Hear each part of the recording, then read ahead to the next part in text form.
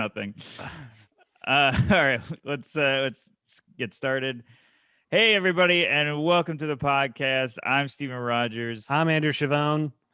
Good to see you, buddy. This is another exciting episode. We got another guest. I'm really excited to introduce. I'm a big fan of her anxiety TikTok and reels. I don't have reels, it's a whole nother thing. Please welcome the very funny Ashley Brooke Roberts, everybody. Yeah. Wow. So excited to be here. Thank you for having me. Super pumped. So excited to see you. Steven's so excited he had a speech impediment kick in. I did, and I'm in my head already about how I said everyone, like there's going to be claps. There's nobody here. It's the people with the headphones, they don't need to clap. Right. I don't imagine anyone's clapping at sitting in front of their 1940s radio listening to this. That's how I listen to my podcasts. Yeah, in my head about the intro, and thanks for the assist, Andrew. That helped. All right, let's get right into it. Ashley, thanks for being here. Are you an anxious person? That's a great question. Right off the gate here. Yeah, first off, I listened to you guys' pod. Oh, God. I'm familiar with the format to some degree. And I was like on a walk before this being like, God, how deep do I go? Do we start from the beginning? Like how, when you're giving a little snapshot, but I am an anxious person, and it is something that has always been a part of my life, but has just grown and changed, and it's had many seasons. It's like a plant. It looks like my backdrop.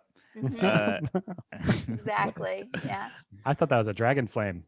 I didn't know that was a plant until just now. Sunflower, I think, right? Yeah, I don't know. Going on? I call it hotels ahead, and I'm like, make sure it's the most confusing backdrop possible. So it's changed. It's changed throughout your life. Is it better now, or is it unfortunately worse? Well, it's a lot better now. Yeah, for sure. Better now. There are some aspects of it that are worse now. My flying anxiety is worse than it's ever been as an adult. It's gotten really bad. But I would say overall anxiety is a lot better. That's good. Do you take any treatment for it to reduce it, or is it all like comes with age? Well, I did. So like growing up, I just had, the sporadic panic attacks. So I would always have like a Valium or Xanax prescription. Oh, wow. When I was like a teen and in my 20s, because I would have like a debilitating panic attack. I feel like Valium is like the bazooka of anxiety, like red alert, like, nuclear option. Yeah, totally. It works. It knocks you out. Out. You should say like a action hero phrase before you drop it in. Like what? These are my family Valiums. Wow. Family Valium tour. I don't know. That's fun. That's fun. Well, we already could tell that Ashley's polite when a riff is bad. So this is we value your opinion, Ashley.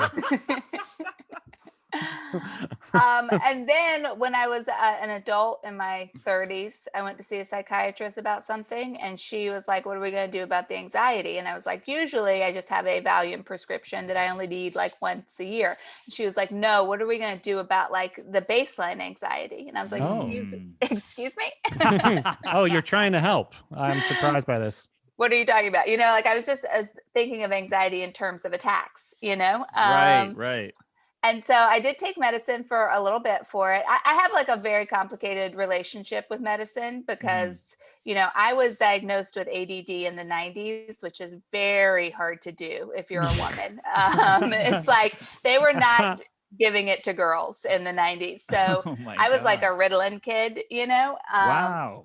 Yeah, I know. It's an accomplishment. I was too, Ashley. I feel like we were the guinea pigs of this now. Now they just give it like a 25-cent gumball, like that comes in one of those like grocery store vending machines. But yeah, when we had it, it was like no one really gone knew. Down in Valium. Oh my God. Wow. when we had it, like no one really knew what it was, and it was for kids who clearly couldn't pay attention. Now it's like, oh, you get distracted once a day. Here you go. Mm-hmm. Feel like Yeah. So, but yeah, I did take Lexapro for a while, and it really, it was incredible. It totally worked, and Wow. it made me have a new relationship to my anxiety that I was unaware of, which was just like it gave me like a buffer. Like usually I feel like I'm an exposed wound, one might that. say, just coming in Mm. constant contact with my surroundings, like reacting immediately. Yeah. But like Lexapro's, or like any sort of day-to-day anxiety medicine, it feels kind of like a little bit of a band-aid, a buffer between you and the outside world. You get like time to process things. Oh, that's great. Wow. Like you don't immediately freak, right? Yeah. You get like you get to be like, hey, wait, is this worth worrying about? Yeah. Or okay. But then, eventually you do have to deal with the side effects. And that's usually when I bail. That's usually when I'm like, okay, I had enough. Thank you. This is fun. But, I know they are brutal. yeah, I'm not a fan. Well, that's great. So that's been working. That's helped you in your trip and journey through anxiety. It did. Yeah. I stopped after like a year. Oh, wow. I stopped with the Lexapro. It helped because it just made me realize what it was like to not have day-to-day basic anxiety, like baseline anxiety, because I hadn't really realized that was such a like integral part of my human experience until it was taken away. And I was like, well, this is interesting. And so then it just gave me like a new perspective that's really been priceless. I mean, it's the volume is shot. Okay, listen, I'm trying. Oh man, killer. Wow. I couldn't hear you. Can you turn up the volume? Volume. I feel like that's a Plato's cave allegory, with the people who are tied in a cave and they're like, well, I guess this is life. It sucks. I'm just looking at a shadow all day. And then they're like, oh wait, I don't have to do this. There's perfect forms. Yeah. Outside of the cave. I feel bad for those cave people, but I know. I really I really hope it's not based on a true story, but that would be ridiculous, but it wouldn't surprise me. Now, I have a question. So after seeing how the anxious half live, were you like, oh, well, here's my goal now, like to be like this all the time, or were you like, I just can't take this anymore? What? The drug. It sounded like you just randomly started singing an 80s hair metal song. I just can't take this anymore. What am I fighting for? I thought you were gonna do. We're not gonna take it, but yeah. I'm talking about the Lexapro because you said you stopped taking it. Yeah. Were you? But Andrew's really giving me the assist here. Who's your doctor? Who's your doctor? D. Snyder. I give that riff a D. More like F. Snyder. Now, did you see go? I want to reach no anxiety without taking something, or are you trying to find the right anti-anxiety med for you and just still haven't found it, or? Yeah, meds just don't really work with me. We don't vibe. Right. They do a great job for about 6 months. They'll get me out of a funk. I've gone through cycles with them, and listen, people, believe it or not a doctor, don't take my advice, but I got about a good 6 months on medicine before I'm like, damn, I miss orgasms, or like I am tired of being fat, like there's the side effects are just too much, and so then I just usually stop. Oh man. I get it.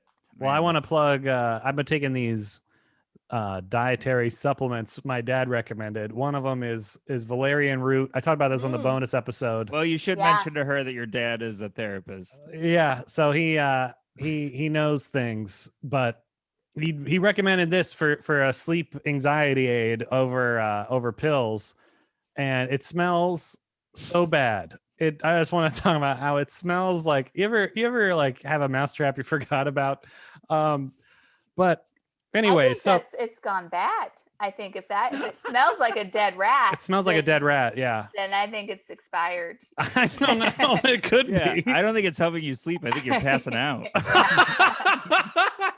I don't even take the pills. I just open the bottle and fall down.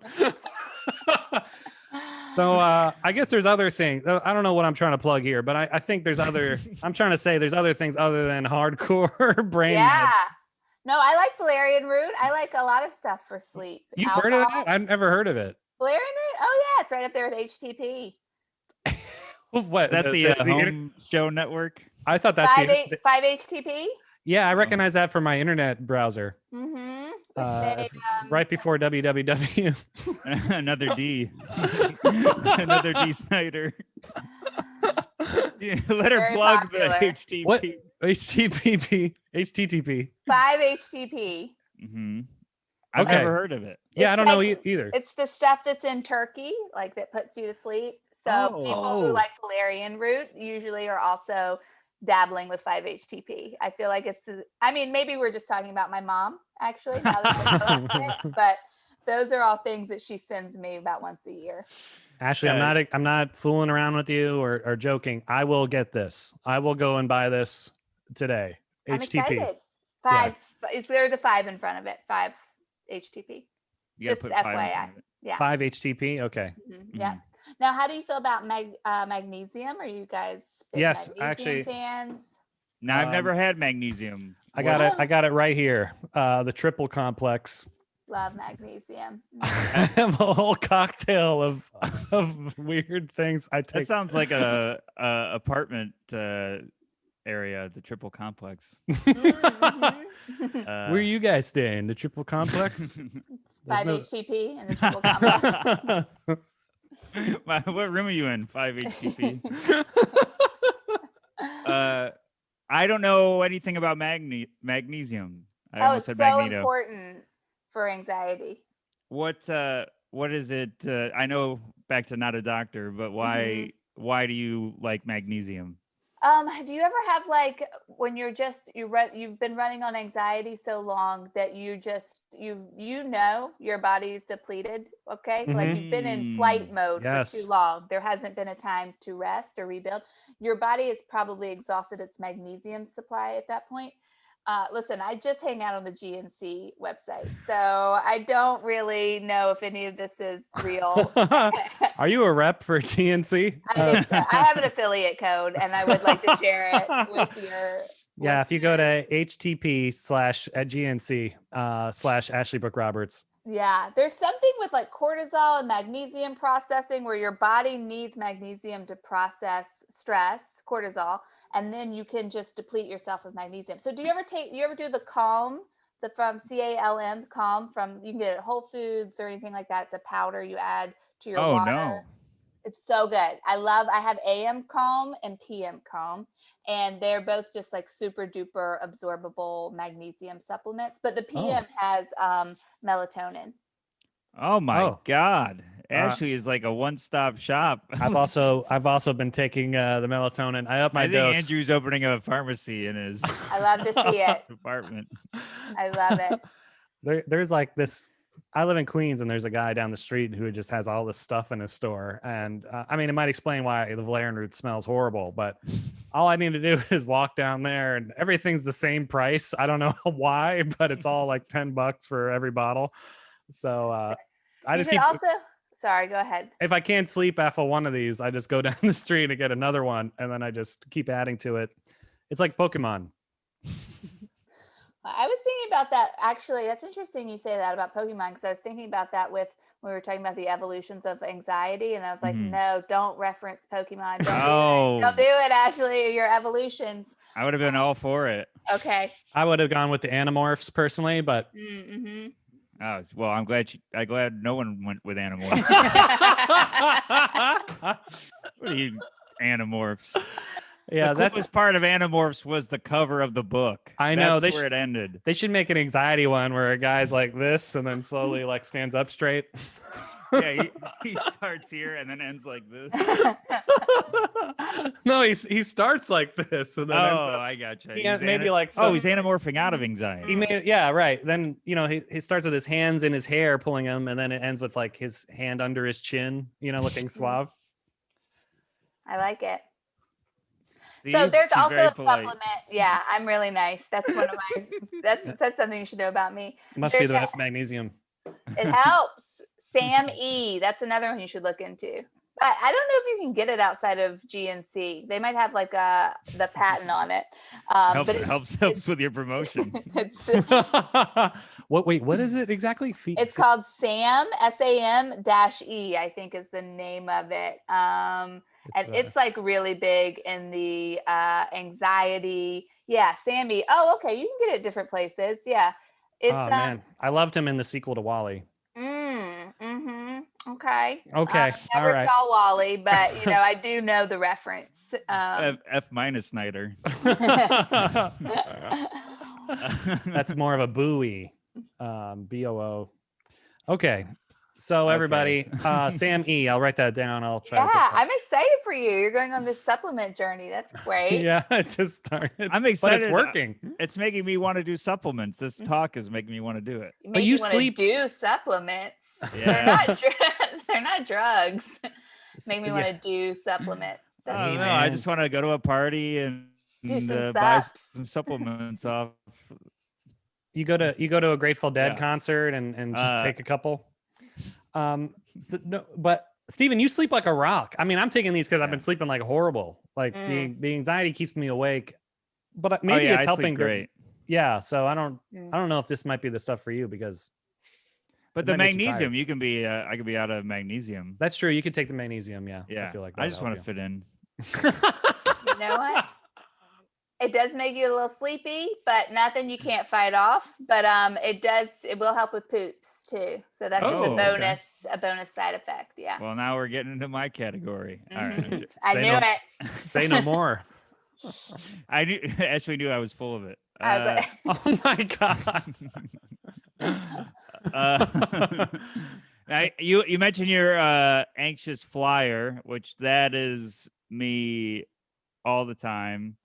Do you do anything? Do you have any rituals for flying? I was almost going to say flights, and I switched last minute. What is your go-to when you fly?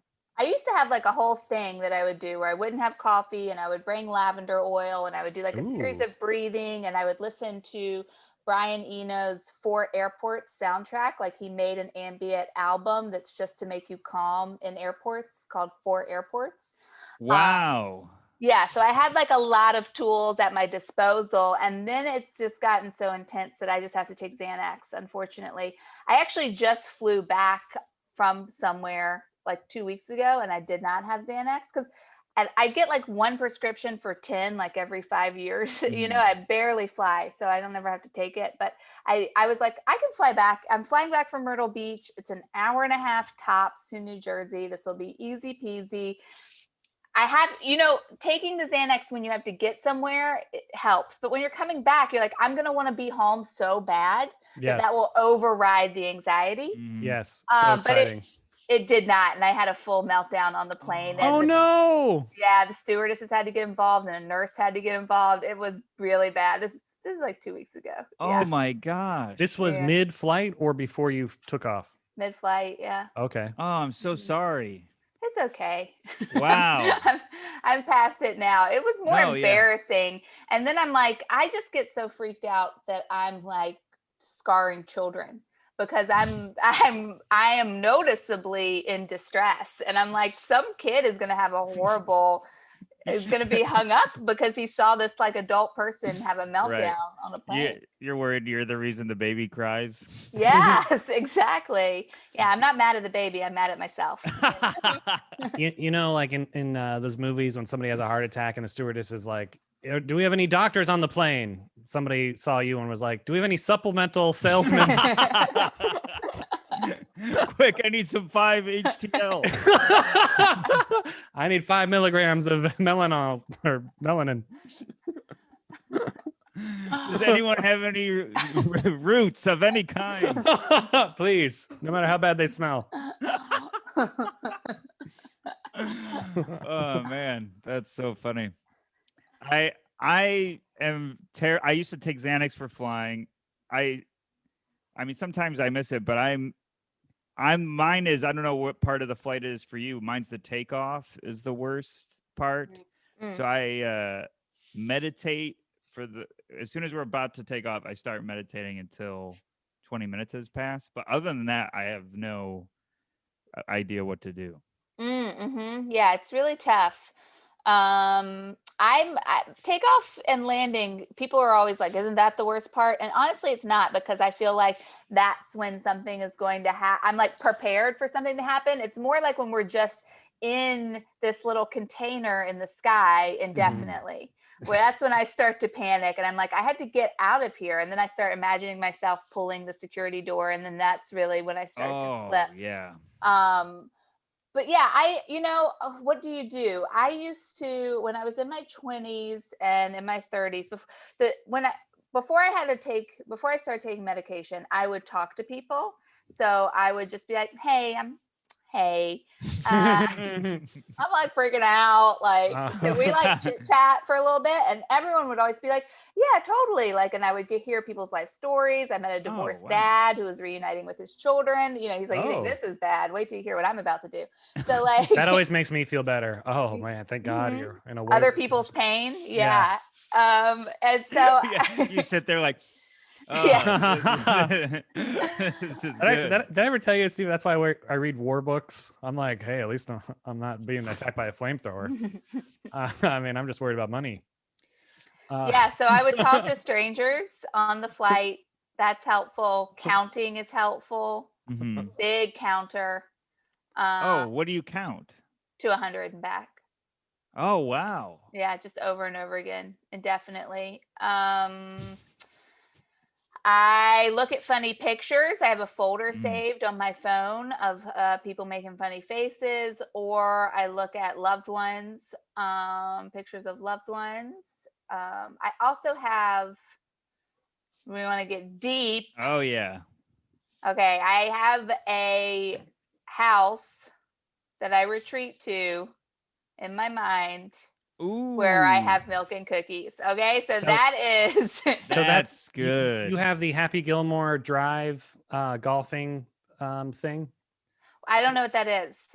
In he didn't say it in English. I said it wrong, but Happy Gilmore, the movie. I don't know. You say you never seen it. So before, he's like a hockey player that turned golfer, and he's too angry. So his coach is like, think happy thoughts, and his happy place before he swings is milk and cookies with his grandma in a house, and then he does well. So that's quite the coincidence. Yeah, very close. Never seen it. I should. I'm embarrassed that I haven't. But sometimes it's tea. Someone's made me tea. I go in the kitchen. There's always like a little note there for me. Oh, that's awesome. No joke. That also happens in the movie. Except it's iced tea. What the fuck? I'm suing. That's it. I've had enough of this shit. Did you sit next to Adam Sandler on a plane and tell him your life story? I think so. Yeah, maybe you talk to him. He's always is he a divorced dad? Probably. No, I think he's I happy. just assume. He seems to have a good marriage based on those videos, like of him and IHOP. Wow, sounds like you are. Yeah, do you know Adam Sandler? What videos? The personal ones he texts you? What are they? Well, like he took his daughter to IHOP, and they were like, it's going to be a 30-minute wait. And he's like, all right, we'll just go. And he just left with his daughter. Like when a celebrity might have gone like, don't you know who I am? I made the movie with the milk and cookies and tea. I just assume, I said he was divorced. I assume like everyone who reaches a certain point financially gets a divorce. That's my consideration of the rich. Yeah, you get rich enough where you can be a divorced dad. I assume. It does seem like it happens a lot in Hollywood. I don't know what it is about it. Maybe because their marriages are just like stepping stones in their career. That's what it feels like sometimes. Like an actress will marry a director and then they'll get divorced when the actress takes the next step and the director stays in the same place. You know, I don't. You ever notice that, or maybe because their personalities are not really in tune for marriage. Maybe marriage is a construct, and Maybe, yeah. that's really what we're here to figure out today. Guys, thanks for being on my podcast. We went as deep as we can go here. Marriage is a construct. I mean, she's plugging her HTC merch. now it's making all sense. We're on her podcast. Oh man.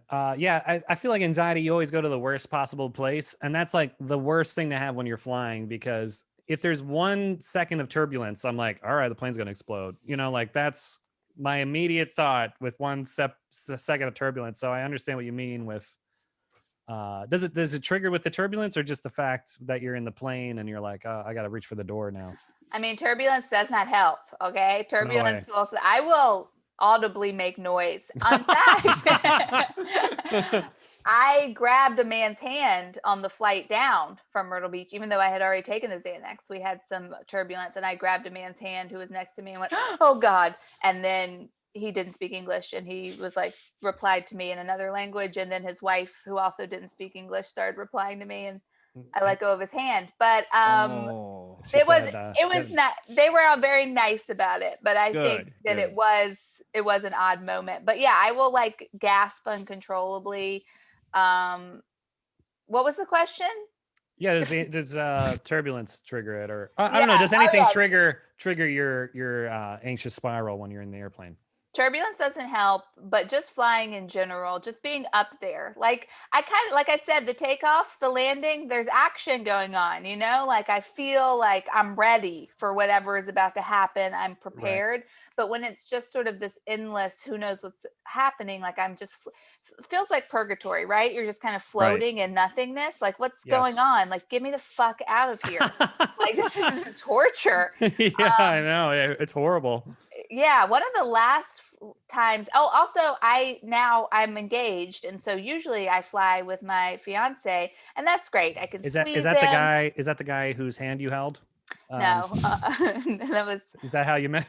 That was another woman's man, unfortunately. But yeah, so I can like talk to him. So he makes it a lot easier. But one of the, maybe 3 or 4 years ago, I was on a flight without him, and this woman leaned over and started talking to me. And I would have thought it was very rude, but she was Australian, so it was very charming. But she was just like, "Hi, yeah, just so you know, like your flight anxiety is due to something that happened to you as a child.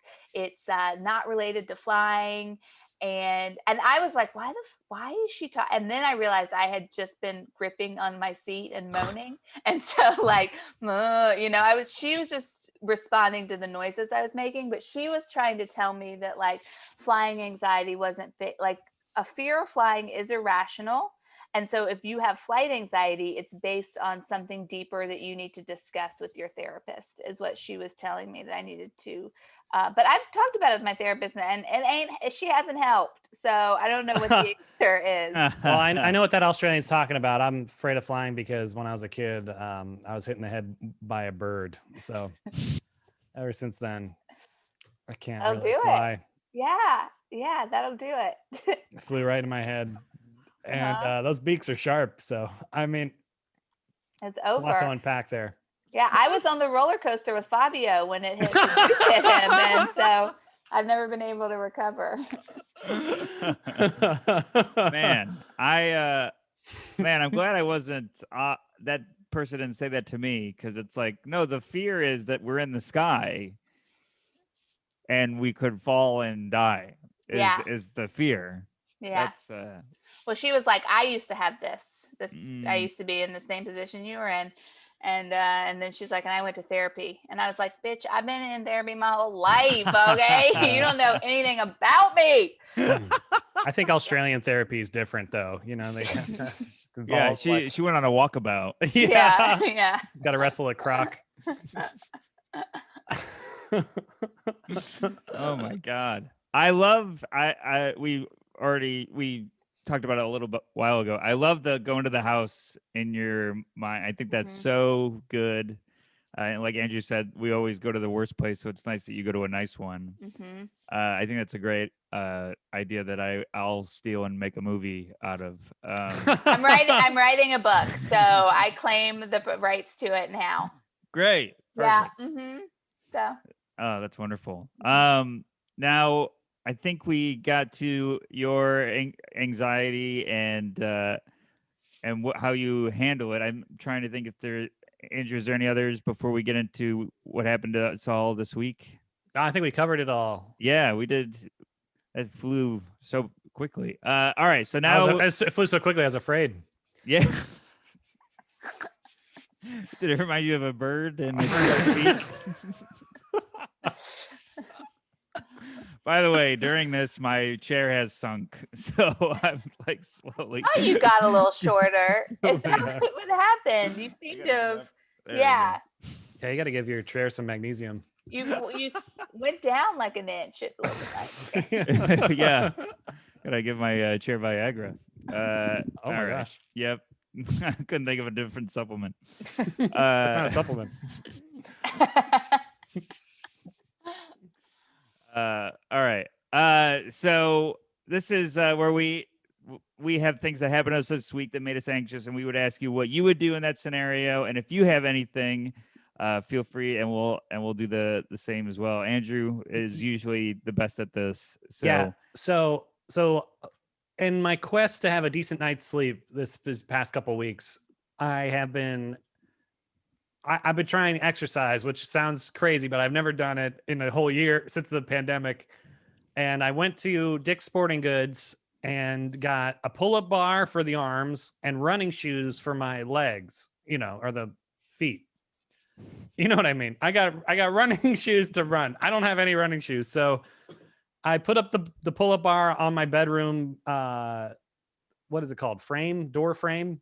And it like locks in and you can do pull-ups. So I did like a couple sets of pull-ups, put on the running shoes, ran around the block. I think I lasted like 15 minutes before I wanted to die. And then I came back and I'm like, okay, that was good. I did great. Now tomorrow I'm going to do even further and do more pull-ups and run further.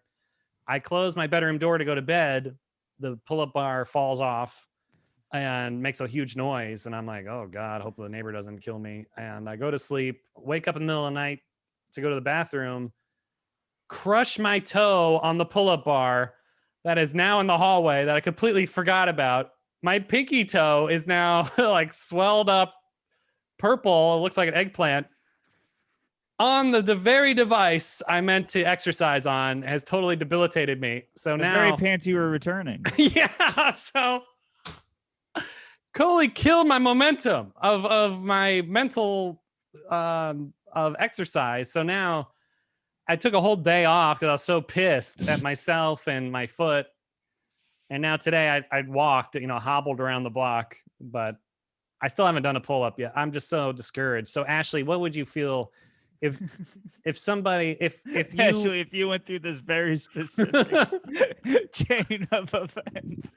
What would happen to you? Yeah, if you got all this exercise equipment and one of the equipment damaged the other the part of you that uses the other equipment, would you keep going? Would you spiral like I did? What would happen to you?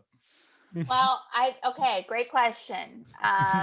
First off, I'm sorry about your toe. Second off, I think that you just gotta like get the idea of exercise momentum out of your head and think more about like exercise as a form of like daily medicine, because you got to do something every day or you're gonna feel like shit. Yeah. So it's just for anxiety reasons. Like either you're take a walk every day, exercise every day. So don't even worry. I feel like we trick ourselves with this idea of like, I'm going to work myself up into the momentum. No, you're popping your valerian root. You're doing your pull-ups. Okay. They go hand in hand. Then I'd also recommend Couch to 5K, babe. You're not just going out there and running straight for 15 minutes, are you? Why, that's what I did, yeah. But no, that's a way to feel bad. You got to do Couch to 5K. You got to get an app, and it'll tell you it'll say run, and then you'll run for a minute, and then it'll say walk, and you walk for a minute, and then it goes run, and it gets you on a program that's very easy, and it's very quick and easy way to do 30 minutes without feeling like shit. That's a great point. Yeah, I think, and that's interval. It's called interval exercise, right, or something like that, where it's interval actually training. better. Yeah, interval training, right, where it's better for your like pulmonary system and stuff. So that's a great point. When my toe heals, I'll try it out, and in the meantime, I'll just stick to the bar and kind of hobble around. Yeah, and maybe buy yourself something fun because you're making an effort. You deserve it. Yeah, treat yourself. Well, I did treat myself with all the gym stuff. I mean, I can't. No, that didn't count. No. treat yourself because you're doing something that adds value to your life. So you gotta. I found the root of all my problems. It's Valerian. That'd be you gotta horrible. give you something nice on the D. Snyder. That'd be horrible if you had a right. Valerian root canal and it's just the smelly with the drill. Okay, I'm sorry for that wordplay.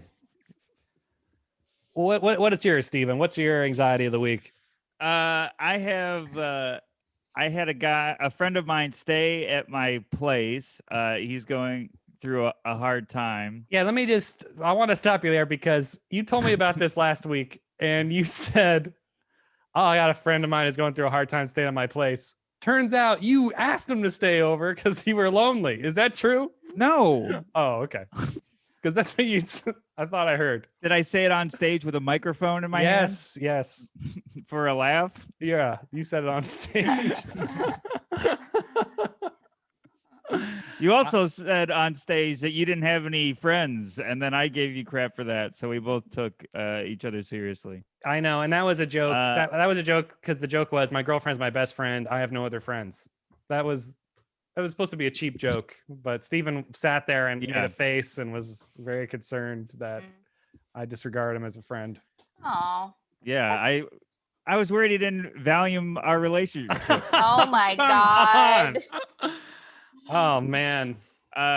So I have a friend that's staying with me, and You have a magnesium personality instead of magnetic. Okay, well, all right, everybody. I had to squeeze one more in. Ashley literally was like, I'm drawing the line. This no magnesium puns.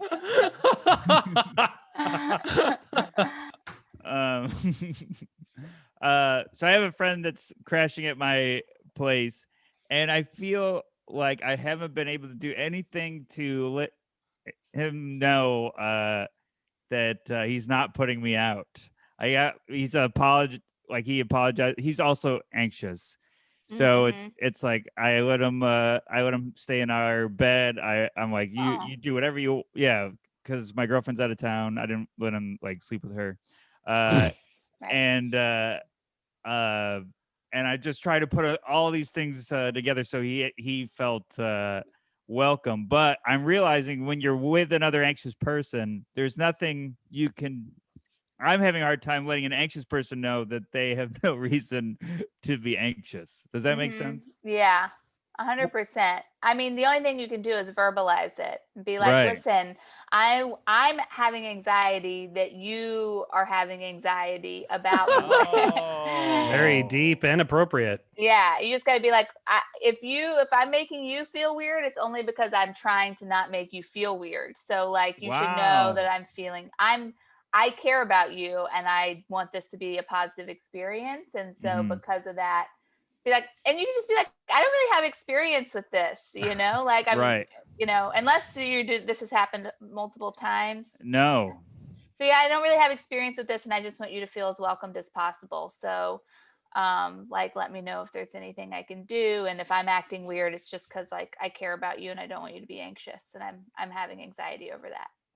Knocked it out of the park. That's that awesome. Was wow, Ashley. And also, you're getting something out of him, right? He's cat sitting for you, right? Oh yeah, now he is, but he wasn't for like I had him come early, so he had a place right away. I didn't hold it off until I got something out of it. But I was probably gonna have him stay if I was even if I wasn't gone, just because I'm trying to look out for my friends.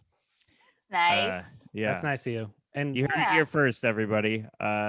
And can I stay gotta at our tell you, place. this is my advice. So I think the problem with this whole dynamic in your house is you're letting him sleep on the bed, you get the couch. I think Right. if he slept on the couch, you slept in the bed, he would feel more like not imposing. I guess I feel like so. you're overdoing of it is making him Ah. feel less comfortable. Well, the couch is less comfortable, so I But then he feels bad that he's in your house and making you sleep on an uncomfortable thing, you know. that's If I was crashing with somebody's house, I'd be like, yeah, give me anything. I'll sleep in the bathtub. You know, obviously I'm just happy to have a place. that's a good point. But I wanted him to. But now it's too have- late. He already has the bed. He can't switch. Yeah, See, you I know, don't know. Counterpoint is like if I'm not doing well, okay, because you've mentioned that he's not doing well. I'd be like, yeah, thank you for the bed. I want to die, so thank you. Yes. This is like this That's is making true. a difference. That's true. A That's bathtub. what my reasoning was. Ashley nailed it. It was like, why have someone that's going through a hard time come and have a sore back? Why would I add that on top of it? Where That's I'm true. like, I'll have a bed when he's gone. Like I'm doing okay. Now he wakes up in the morning. He's like, my life is collapsed, but at least my lumbar is very supportive.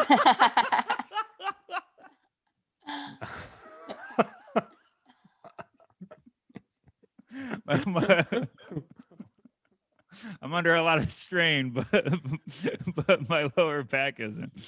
That's great. Oh my god. Wow, you both well, Ashley more than you killed it. Wait, I got one more. Andrew told me to put my friend on the floor. So I got one more. I'm going through a hard time, but I'm not sleeping on a hard surface. Very nice. See, that one was fine because it had no magnesium in it. But,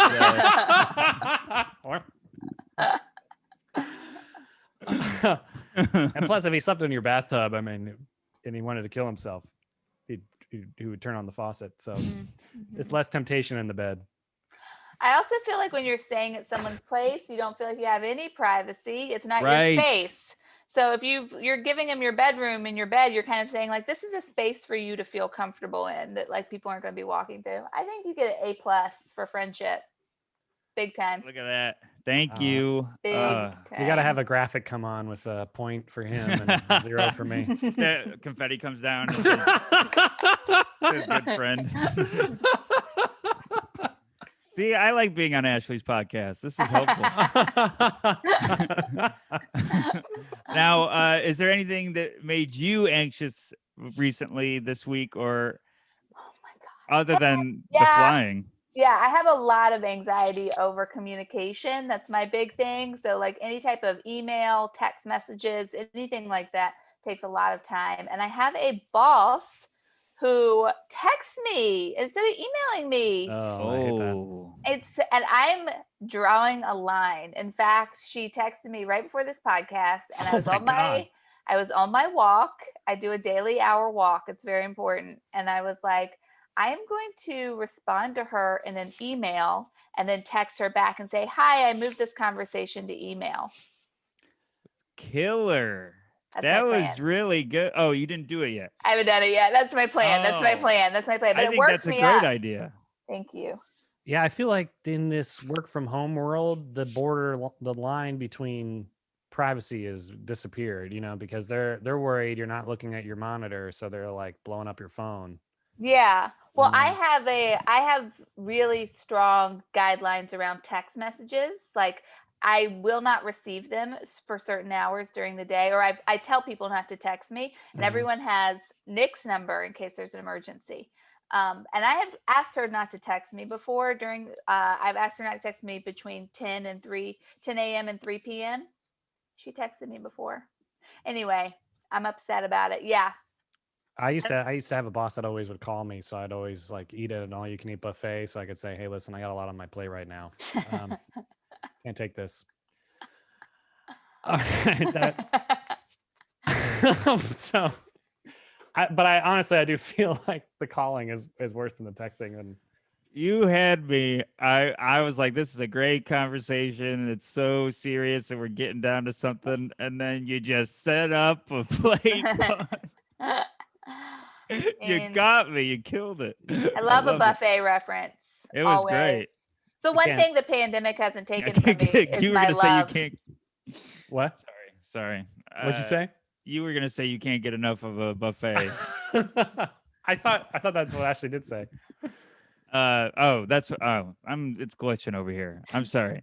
I don't know if I said it. I might have. Who knows? Or maybe that's what I heard through my joke filter. I'm sorry to interrupt you, Ashley. What were you saying? Not anything important. Just that. Just that, like, I thought I was going to come out of the pandemic distrustful of buffets, and guess what? I still love them. So that's it. That is all. I'm glad you said it.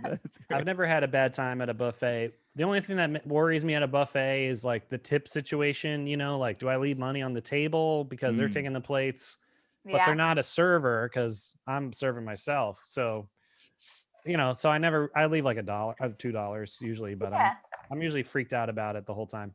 Do you leave money? Yeah, 100%. Leave money for sure. Leave a 5 because a lot of tables are not leaving money.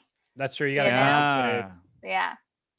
So big fan. I went to a K&W cafeteria a couple weeks ago. You guys remember those? No, I don't know what that is. Sounds like K&W cafeteria. It's K&W. N-W cafeteria. Andrew, are you from Virginia? Yes. There's a lot of them in Virginia, mainly North Carolina, but it's kind of like a cafeteria, like a school cafeteria for adults. So it's like a Golden Corral. No, because Golden Corral, we're doing a buffet. This is like you got your tray and you go down the cafeteria line and you tell them what they want. They put it on your plate, and then the lady at the end adds up everything. Oh, I love that. It's fun, but it's the same deal where you sit at the table and like someone just clears your plates and like wipes your table down and restocks your napkins and stuff. But I always leave those people $5 because no one tips them, and I'm like, that sucks. I know, it is a thankless job. Yeah. The what's the cost over there? Is it like it's cheap, babe. Okay. It's cheap. It's like $8 for dinner. It's like too cheap. God. You're like, something's wrong here. That's that brings me back because I went to college in Virginia, and that's exactly how we ate, and it was always a good time. There was always good food. It was always mac and cheese. Lots of mac and cheese. Yeah. What part of what college did you go to? I went to VCU. Okay. In Richmond. Yeah, it's like the blend of art but very country people in one place. So there was literally a guy with a blue mohawk sitting next to me in one class, and on the left of me was a guy with a camo whatever hat, whatever, I can't think of a country brand, but he had it. Carhartt, just throw it out Carhartt, yeah, okay. But yeah, that it was. Where did you go? I went to NC State, which is a agricultural school. So I'm from Chapel Hill in North Carolina, but I went to NC State, which is like lots of farmers. We're like the top soil science school in the country, poultry science. Wow. But I was an English major, so it was like a similar experience where I was just surrounded by the arts, but would be asked out on like dates 4-wheeling and stuff. and Michael Jordan went to that school, right? Michael Jordan went to UNC. He's from Wilmington, North Carolina. He went to UNC, and Dean Smith was his coach. But I'm from Chapel Hill, so I grew up in UNC. So big into UNC basketball. Gotcha. Was always around UNC players, but I went to NC State, which is down the road. It's the Wolfpack. You might have heard of it. Yeah, of course. Yeah, there was been another famous player from there, right? Recently, that makes me think of Jordan. There's got to be somebody. Okay, whatever. From UNC or NC State? NC State. Yeah, I don't know off the top of my head. I mean, Zach Galifianakis went to NC State. So that's the only thing I think of when I think of that college is comedy. I went to check out Virginia Tech, which I feel like is a very, very similar school because they also have chicken science. And and it just, I think I have another memory of going to a chicken farm and a turkey farm, and it was the worst smelling experience of my life. So I kind of, once they said chicken science, I kind of was turned off by the school because of, I'm just not a big smell guy, I think. No, chicken shit smells really bad. Also, Blacksburg's very different than Richmond. So I feel like Richmond's more refined. Yes. Blacksburg is like, anyway, feels like another conversation, but I was just I was gonna say real quick, going to an agricultural school is great because all of the food that this school serves you, so like your cafeteria food, is all from the animals that are on the school. So like I would nice. I would eat like NC State ice cream. Like our soft serve was made from the milk of the school's cows. So that's awesome. Yeah. Wow. Yeah. And the chicken poop smells because of the supplements. The chickens are lactose intolerant. That was the problem. Yeah, too much valerian root. Yeah. Thank you. I couldn't remember the ice cream. So our choices today are chocolate chip, valerian root, and magnesium. We had the worst soft serve at my cafeteria. It was like the chemically and gross. And the only thing people did with it, the only people who ate it were these fraternity guys who would make the pledges, make the highest ice cream they could and walk around the cafeteria with it. And that was always the funniest moment of lunch for me. But okay, so. Well, we have to wrap it up soon, but I have a question because you brought it up. You mentioned your topic was communication anxiety. Yeah. And you have these hours for texting.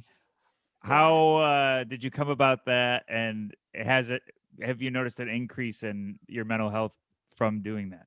Yes, absolutely. First off, how dare anyone just text me? I think it is so rude when people just text out of the blue. Like, I'm doing things and now I'm being taken out of my world and I have to like figure out a sentence structure to respond to you in a way where I'm following certain social protocols. Like I find it exhausting trying to figure out how to respond to text. I'd rather someone call me and leave a voicemail. Wow, that's great.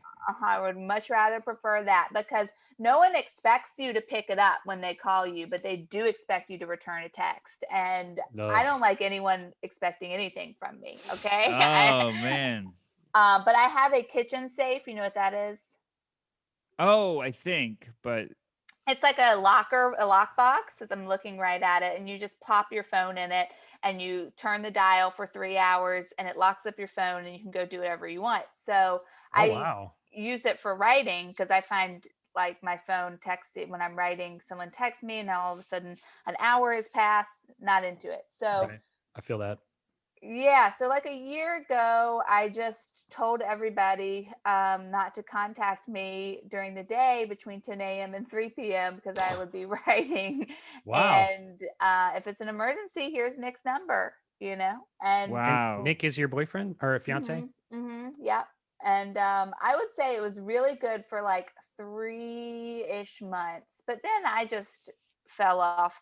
It's hard for me not to break those rules, Right. It's hard. So I would say it helps. I would say that I'm not good on a group thread. Don't put me on a group text. I'm not good responding to comments on social media. Like I might respond to someone's comment like a week later. Like I have to have a lot of distance between me and my phone. So I don't know if I answered the question, but I will say that like the kitchen safe was very helpful. And I would say most people respect my boundaries. I actually haven't had any issue with people respecting my boundaries, except for my boss, who I think it's an age issue. Like, right. I don't think she gets it. Wow. Yeah. And then this is a new remote job, like where you were in person and now remote.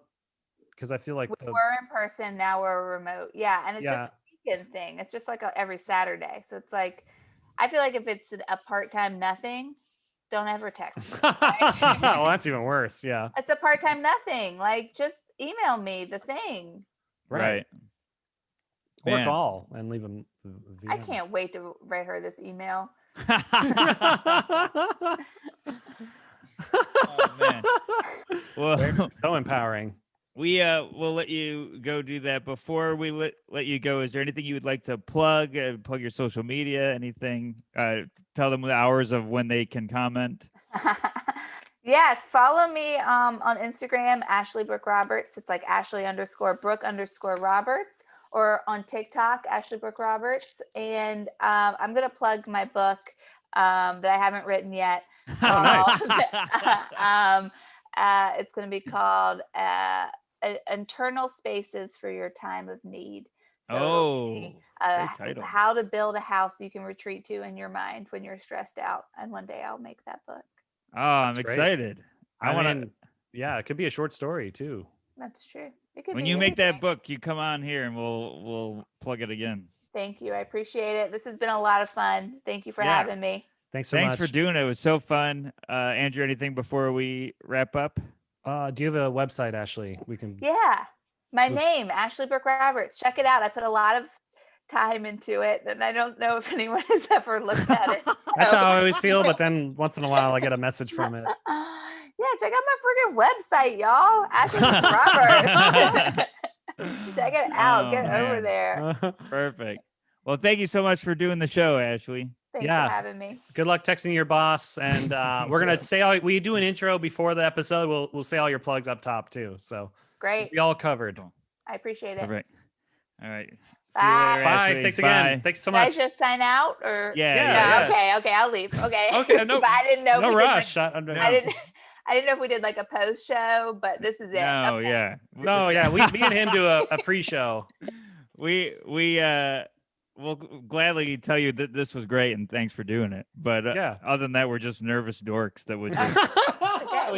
We don't know how to, let alone leave a conversation or tell somebody else to leave. So. Okay, well, I'm out of here. Okay, I'm gonna leave right now. Okay, bye. Okay, bye. Thanks so much.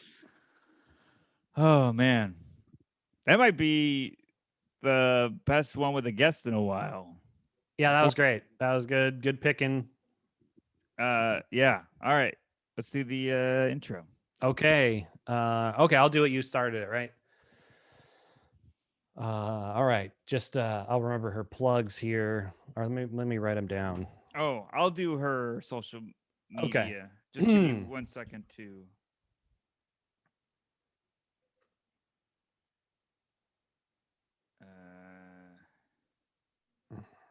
Okay, I've got her Instagram. Okay. Okay. 3, 2, 1. You ready? Everything's still recording, right? On your end? Mm-hmm. Okay.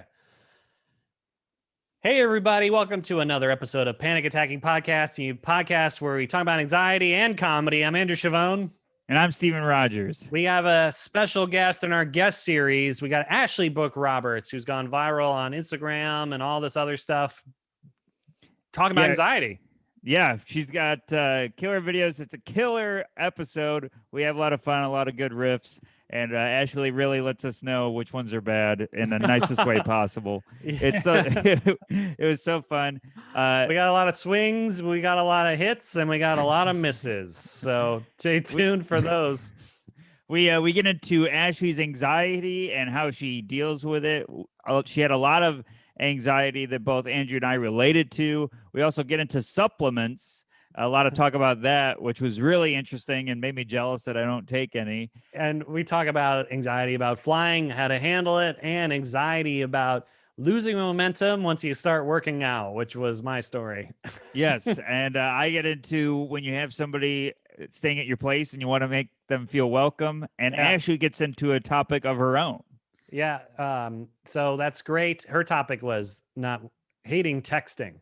Yes. Was hating texting. Yeah. Communication in general, I guess. It's all good, everybody. Stay tuned for the episode. Subscribe, like, share, review. We got a couple of great reviews recently that we shared on the Instagram. And if you review us, we'll share on the Instagram as well.